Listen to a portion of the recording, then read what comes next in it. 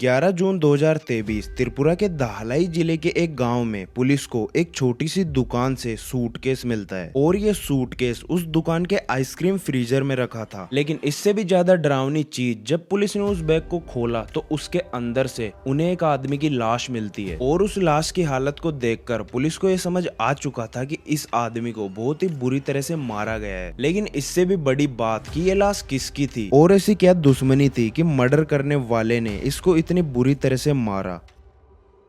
24 साल का शरीफुल इस्लाम अगरतला के स्मार्ट सिटी प्रोजेक्ट में इलेक्ट्रीशियन का काम करता था। उसकी फैमिली में उसके मम्मी पापा और उसका एक छोटा भाई था। शरीफुल के माँ बाप की तबीयत ज्यादातर खराब ही रहती थी। अपने माँ बाप के साथ साथ वो अपने छोटे भाई का ख्याल भी अच्छे से और प्यार से रखता था। शरीफुल अपने अच्छे काम और अपने अच्छे नेचर की वजह से वो गाँव में सभी को अच्छा लगता था। इन सब के बीच शरीफुल का एक प्यार भी था, लेकिन कुछ टाइम से उसके और उसकी गर्लफ्रेंड के बीच में झगड़े हो रहे थे और आखिर लास्ट में जाकर इन दोनों का ब्रेकअप हो गया। ब्रेकअप के बाद शरीफुल ने तो दोबारा किसी से प्यार नहीं किया क्योंकि उसके ऊपर घर की बहुत सारी जिम्मेदारियां थी। लेकिन उसकी एक्स गर्लफ्रेंड की लाइफ में एक आदमी आ गया जिसका नाम दिबाकर शाह था। दिबाकर एक डॉक्टर था जिसने अपनी MBBS की पढ़ाई बांग्लादेश से पूरी की और वो अगरतला में अपने रिश्तेदारों के घर पर रहता था। वो शरीफुल की एक्स गर्लफ्रेंड को पहले से जानता था, लेकिन शरीफुल के साथ रिलेशनशिप में रहने के कारण दिबाकर ने कभी भी उस लड़की को प्रपोज नहीं किया। वो बस यही चाहता था कि शरीफुल और उसकी गर्लफ्रेंड का जल्द से जल्द ब्रेकअप हो जाए ताकि वो उसे अपनी गर्लफ्रेंड बना सके, और ऐसा ही हुआ। कुछ ही टाइम बाद शरीफुल की एक्स गर्लफ्रेंड का अफेयर दिबाकर के साथ शुरू हो गया। लेकिन इन दोनों के रिलेशनशिप के अंदर एक बड़ी प्रॉब्लम थी। दिबाकर उस लड़की का कजन था। अब रिलेशनशिप में आने के बाद दिबाकर को यह डर था कि शरीफुल अपनी एक्स गर्लफ्रेंड की लाइफ में वापस ना आ जाए, और इसी डर के चलते दिबाकर ने शरीफुल को अपने रास्ते से हटाने का प्लान बनाया ताकि उसकी गर्लफ्रेंड, उसकी कजन हमेशा उसी की रहे। और इस प्लान में उसके साथ 5 और लोग भी शामिल थे। दिबाकर अपने कजन की वजह से शरीफुल को पहले से जानता था, लेकिन उसने शरीफुल के साथ बातचीत, जान पहचान और बढ़ा दी ताकि वो उसका भरोसा जीत सके, और धीरे धीरे उसने अपने प्लान पर काम करना शुरू कर दिया। 8 जून 2025 रात के करीब 9 बजे दिबाकर ने शरीफुल को एक सरप्राइज गिफ्ट देने के बहाने अपने दोस्त जोयदीप के घर पर बुलाया। शरीफुल ने भी दिन में अपना काम किया और वो रात को उसके घर पर चला गया, लेकिन उसको ये पता नहीं था कि दिबाकर उसको गिफ्ट देने के बहाने नहीं बुला रहा, बल्कि उसके इरादे तो कुछ और ही थे। जोयदीप का घर शहर से बाहर था जहाँ पर ज्यादा लोग नहीं रहते थे, और दिबाकर के लिए यही सबसे अच्छी जगह थी। अब जैसे ही शरीफुल उसके घर पर पहुंचा, पीछे से दिबाकर ने उसका गला दबाना शुरू कर दिया। हमला इतना अचानक हुआ कि शरीफुल को कुछ भी समझ में नहीं आया। उसने खुद को बचाने की बहुत कोशिश की, लेकिन दिबाकर ने उसे पीछे से कसकर पकड़ रखा था। धीरे धीरे शरीफुल की सांसें रुकने लगी और आखिर में उसकी जान निकल गई। इतना सब करने के बाद भी दिबाकर नहीं रुका। उसने शरीफुल के हाथ पैर बांधकर उसको एक ट्रॉली बैग में पैक कर दिया। ये बैग भी उसने 2 दिन पहले इसी काम के लिए खरीदा था ताकि वो इसमें शरीफुल की लाश को छुपाकर कहीं भी ले जा सके। शरीफुल को मारते टाइम दिबाकर अकेला नहीं था, उसके साथ उसके 3 दोस्त भी थे। मर्डर करने के बाद दिबाकर ने उस बैग को जिसमें शरीफुल की लाश थी उसको अपने दूसरे दोस्त के घर पर छिपा दिया ताकि वो उसे अगले दिन दूसरी जगह पर ले जा सके। 9 जून 2025 को दिबाकर के मम्मी पापा केवल उस सूटकेस को लेने अपनी कार से दिबाकर के पास आए। ये अगरतला से करीब 112 किलोमीटर दूर धलाई जिले के एक गांव से आए थे और वो अपने बेटे और उस सूटकेस को लेकर अपने गांव वापस चले गए। दिबाकर के पेरेंट्स ने अपने बेटे से ये तक नहीं पूछा कि इस बैग में क्या है, क्योंकि वो पहले से ही जानते थे। उन्हें पहले से ही पता था कि इस सूटकेस के अंदर एक लाश है, और शॉकिंग बात तो ये थी कि उन्हें पहले से ही पता था कि इस लाश का कातिल उनका ही बेटा है। फिर भी उन्होंने दिबाकर से कुछ नहीं कहा और न ही पुलिस को कुछ बताया। और इससे भी बड़ी बात, उन्होंने लाश को अपनी दुकान के फ्रीजर, जिसके अंदर आइसक्रीम्स रखी जाती हैं, उसके अंदर छिपा दिया ताकि लाश की बदबू किसी को भी ना आए। दिबाकर को लगा कि उसका प्लान पूरा काम कर गया, अब उसे कोई भी नहीं पकड़ सकता, लेकिन यही उसकी सबसे बड़ी गलतफहमी थी। 8 जून की रात को जब शरीफुल अपने घर वापस नहीं आया तो उसके परिवार वालों ने पुलिस को उसकी मिसिंग रिपोर्ट दी थी। उन्हें ये लग रहा था कि शरीफुल को किसी ने किडनैप कर लिया है, क्योंकि शरीफुल कभी भी घर पर बिना बताए बाहर नहीं जाता था। पुलिस ने इन्वेस्टिगेशन की और शरीफुल की कॉल डिटेल्स, उसकी लास्ट लोकेशन की सीसीटीवी वीडियोस को खंगाला। पुलिस के इन्वेस्टिगेशन में डॉक्टर दिवाकर शाह का नाम उनके सामने आने लगा। पुलिस ने उसको कस्टडी में लिया और उससे पूछताछ शुरू की। दिवाकर को लगा था कि उसका प्लान सक्सेस हो गया है, लेकिन पुलिस की सख्ती को देख वो डर गया। उसने पुलिस को सब बताया जो उसने शरीफुल के साथ किया। 11 जून 2025 को दिवाकर के बयान से पुलिस ने शरीफुल की लाश को ढूंढ लिया। पुलिस ने जब दिवाकर और उसके कजन के फोन चेक किए तो पता चला कि ये दोनों एक दूसरे से प्यार करते थे और शरीफुल की मौत का असली कारण जेलेसी और नफरत थी। दिवाकर को लगता था कि शरीफुल जिंदा रहेगा तो वो वापस उसके कजन को अपने प्यार में फंसा लेगा, और दिवाकर तो ये चाहता था कि उसकी कजन हमेशा उसके पास ही रहे, इसलिए उसने शरीफुल को जान से ही मार दिया।